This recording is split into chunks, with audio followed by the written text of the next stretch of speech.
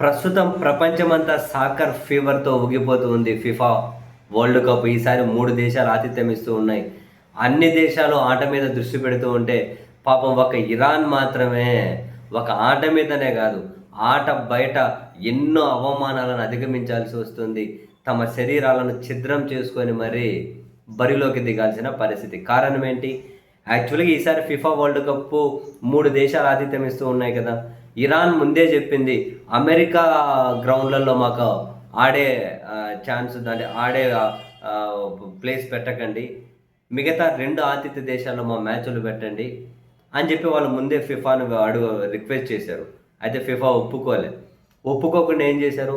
వాళ్ళకు మరో ఆతిథ్య దేశం మెక్సికోలో వాళ్ళకి ఆతిథ్యం ఇచ్చారు. ఇరాన్ స్టే మెక్సికోలో ఇచ్చారు.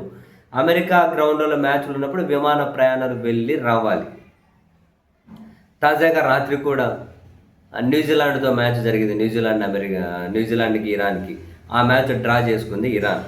అట్లా అమెరికాలో మ్యాచ్ అట్లా అయిపోయిందో లేదో, బేసిక్‌గా మళ్ళీ ప్రయాణం చేయాలన్న అంతగానం ఆడిన తర్వాత శరీరం రెస్ట్ కోరుకుంటుంది ప్లేయర్‌కి.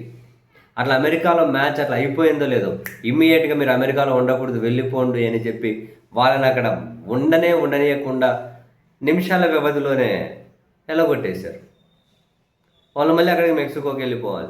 వెళ్ళిపోయి మళ్ళీ వేరే దగ్గరికి వెళ్ళి మ్యాచ్ ఆడాలి. ఇక్కడ ఇంకో కష్టాలు వెంటాడుతున్నాయి వాళ్ళను పాపం.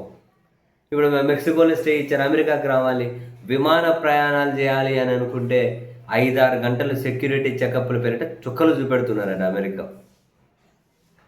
సెక్యూరిటీ చెకప్ పేరిట కరెక్ట్గా మ్యాచ్ ఎప్పుడైతే ఉందో అంతకు కొన్ని నిమిషాలు గంటల ముందే వాళ్ళని అలో చేస్తున్నారు ఆ స్టేడియంలోకి. విమాన ప్రయాణాల దగ్గర చెకింగులు, ఈ అమెరికాలో అడుగడుగున ఆపుతూ ఉన్నారు.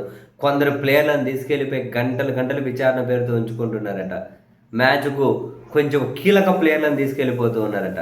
ఇంత అవమానించాలా? బేసిక్గా ప్రపంచ వేదికల మీద నుంచి వాళ్ళు కొన్ని చెప్దాం అనుకుంటున్నారు. యాక్చువల్గా వాళ్ళు ఆట పాపం చాలా పట్టుదలగా ఆడతారు ఉన్నంతలో. ఇంకా మొన్న వాళ్ళకి విమాన ప్రయాణాలు కూడా అలో చేయలే. ఫస్ట్ అమెరికా 40 గంటల పాటు ప్రయాణం చేశారు. వాళ్ళు అమెరికా గుండా వెళ్ళాల్సి వచ్చినప్పుడు కూడా విమాన ప్రయాణాలు అలో చేయకపోతే 40 గంటలు ప్రయాణం చేయాలి. వాళ్ళు రోడ్డు మార్గాన ప్రయాణం చేశారు. అడుగడుగున ఆంక్షలు. ఒక క్రీడా స్ఫూర్తి కనుక చాటకుండా, అంటే ఆధిపత్యం ఉంది, మన దగ్గర అంతా ఉంది కదా, మనం బలమైన వాళ్ళం కదా, ఎవడి మీదైనా ప్రతాపం చూపుతాం, ఎవడు నోరు తెరవడు, మనల్ని కూడా ఎదిరించేవాడు అంటే ఇది ఇటువంటి అహంకారమే. పోనీ యుద్ధ క్షేత్రంలో ఇరాన్ మీద ఏమైనా గెలిచారా? ఏంది పొడగోసి వాళ్ళు చెప్పిన వాటికి అన్నిటికీ సంతకాలు పెడుతూ ఉన్నారు. కానీ ఇదేం క్రీడా స్ఫూర్తి, ఇదేం కథలు. మ్యాచ్ అయిపోగానే ఎల్లగొట్టేస్తారా? కనీసం రెస్ట్ కోరుకోదా శరీరం? మళ్ళీ జర్నీ చేసుకుంటూ వెళ్ళిపోవాలా? కనీసం ప్రపంచ కప్ నిర్వహించే వాళ్ళకైనా మినిమం రూల్స్ అనేటివి ఏమి ఉండవా? గల్లీ నుంచి ఆ విశ్వం వరకు మొత్తం ఇదే దరిద్రాలే నడుస్తున్నాయిరా బాబు.